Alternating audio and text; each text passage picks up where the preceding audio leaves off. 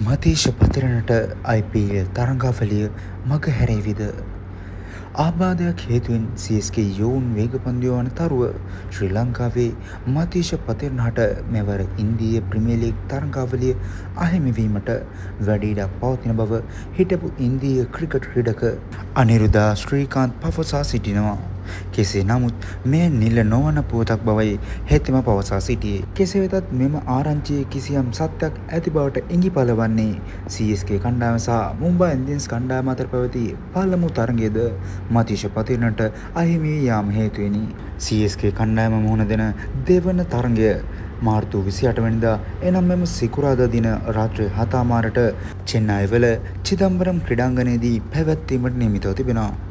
ඉතින් අපේ බේබි මාලි කිසියම් ආබාධයකට ලක්ව සිටිනම් ඉක්මනින් සුව වෙලා මෙම තරගයේ ක්‍රීඩා කිරීමට හැකි වෙන්න කියලා SL ෆොන්සෝන් අපි හදවතින්ම සුව පතනවා. මේ වෙන ක්‍රීඩා තොරතුරු එසනින් දැනගැනීමට තාමත් අපි සබ්ස්ක්‍රයිබ් කරලා නැත්නම් දැන් අපි සබ්ස්ක්‍රයිබ් කරලා අපිත් එක්ක දිගටම රැඳී ඉන්න.